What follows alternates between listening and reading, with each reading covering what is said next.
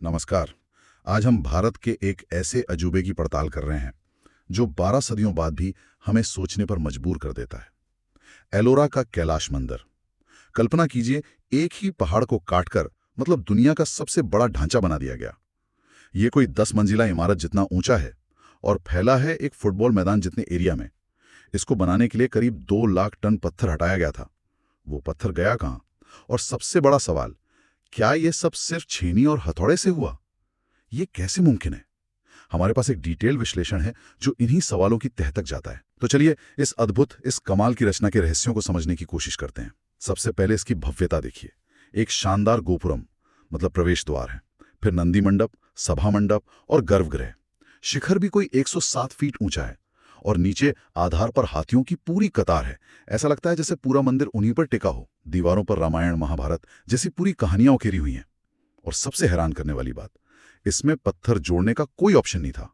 मतलब एक गलती हुई और बस सब बेकार। तो यहीं से वो सवाल उठते हैं कि क्या ये पूरी तरह इंसानों का काम था, या फिर जैसा कुछ लोग सोचते हैं, कोई बाहरी हाथ, एलियंस या कोई दिव्य शक्ति। हाँ, ये एलियन वाली या सुपर ह्यूमन वाली थ्योरीज सुनने में बहुत रोमांचक लगती हैं, ये तो है।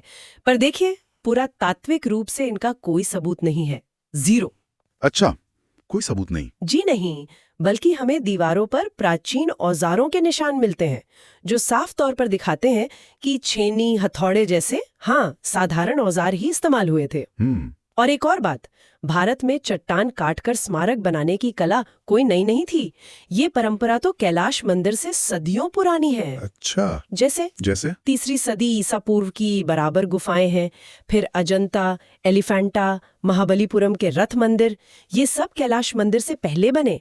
8वीं सदी का कैलाश मंदिर तो इस कला का समझिए एक चरम बिंदु है, एक शिखर है। ठीक है, तो अगर इंसानों ने बनाया तो किसने और कब? मैंने पढ़ा है कि बड़ौदा से मिली कुछ तांबे की प्लेट्स हैं। जी हाँ, कॉपर प्लेट्स। वो बताती हैं कि इसे राष्ट्रकूट वंश के राजा कृष्ण प्रथम ने बनवाया था। राष्ट्रकूट? वो मध्य भारत के शक्तिशाली राजा थे उस समय। बिल्कुल। लेकिन मुश्किल यह है कि राजा कृष्ण प्रथम का शासनकाल सिर्फ 18 साल का था, 756 से 774 ईस्वी तक। बस 18 साल? इतने कम समय में इतना बड़ा मंदिर, ये कैसे हो सकता है? ये तो अविश्वसनीय है। हाँ, बिल्कुल। और यहीं इतिहासकारों में थोड़ा मतभेद आ जाता है। एक जर्मन पुरातत्वविद थे, हर्मन गोएत्स। जी, उनका मानना था कि अरे ऐसे बनाने में कम से कम 500 साल लगे होंगे और शायद 8 अलग-अलग राजाओं ने इसमें योगदान दिया होगा। 500 साल? क्यों? क्योंकि उन्हें मंदिर में करीब 10 अलग-अलग तरह की कला शैलियां मिली, तो उन्हें लगा ये अलग-अलग समय का संकेत है। अच्छा, 10 शैलियां? लेकिन फिर 1982 में हमारे भारतीय पुरातत्वविद M.K. धवलीकर ने एक बिल्कुल अलग थ्योरी दी। धवलीकर, उन्होंने क्या कहा? उनका कहना था कि नहीं, ये मंदिर सिर्फ 10-12 साल में बना। क्या? 10-12 साल में? ये कैसे संभव है? उनका तर्क बहुत दिलचस्प है। उन्होंने कहा कि जब कृष्ण प्रथम ने चालुक्यों को हराया। हाँ, चालुक्य, वो भी एक बड़ा राजवंश था दक्षिण का। जी, तो कृष्ण प्रथम पट्टडकल की विरूपाक्ष मंदिर से बहुत प्रभावित हुए। जी। तो धवलीकर मानते हैं कि वो वहाँ के सबसे कुशल कारीगरों, वास्तुकारों को एलोरा ले आए। और इनमें कुछ पल्लव कलाकार भी थे जिन्हें पहले चालुक्यों ने बंदी बनाया हुआ था। ओह, तो मतलब ये एक तरह की ड्रीम टीम थी। बिल्कुल।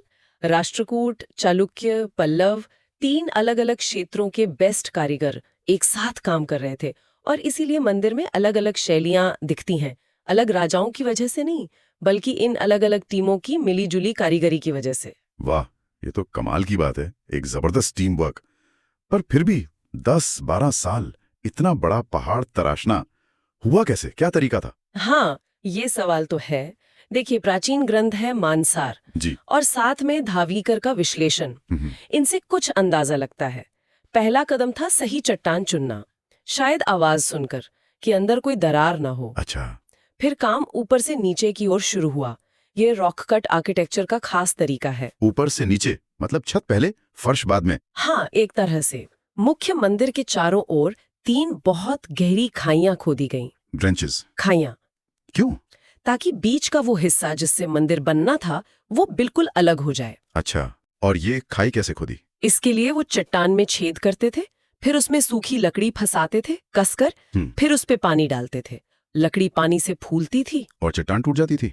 वाह, क्या प्रिसिजन है। जी हाँ, बिल्कुल सटीक तरीके से टूटती थी। अनुमान है कि सिर्फ ये खाइयां खोदने में ही करीब 5.5 साल लगे होंगे। 5.5 साल। हाँ, और रोज करीब 250 मजदूर लगे रहते थे। और सबसे जरूरी बात यह है कि जैसे जैसे खाई गहरी होती गई और बीच का हिस्सा खुलता गया, उसी वक्त ऊपर से नीचे नक्काशी का काम भी साथ साथ चलता रहा। ओह, मतलब खुदाई और नक्काशी एक साथ, पैरेलल प्रोसेसिंग। बिल्कुल।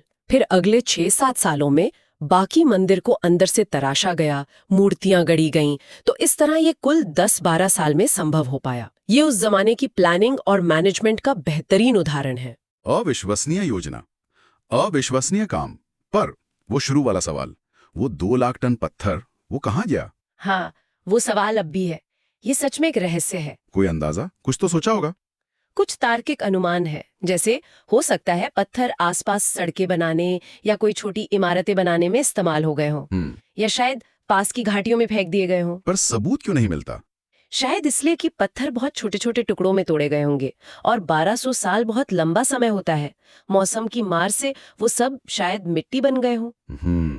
हो सकता है। पर हाँ, कोई पुख्ता सबूत इसका नहीं मिला है, तो ये रहस्य तो बना हुआ है। तो कुल मिलाकर निष्कर्ष ये निकलता है कि कैलाश मंदिर ये एलियंस का काम नहीं है, ये प्राचीन भारतीय कारीगरों के ज्ञान, उनकी अविश्वसनीय कुशलता, उनकी प्लानिंग और उनकी कड़ी मेहनत का नतीजा है। बिल्कुल, ये सदियों से जो रॉक कटिंग तकनीक विकसित हो रही थी, उसका ये शिखर है। ये हमें सोचने पर मजबूर करता है। हाँ, कि हम शायद अपने पूर्वजों की क्षमताओं को, उनकी इंजीनियरिंग स्किल्स को कितना कम आंकते हैं। क्या पता ऐसी और कितनी प्राचीन उपलब्धियां हों जिनके स्केल और तकनीक को हम आज भी पूरी तरह समझ नहीं पाए हैं।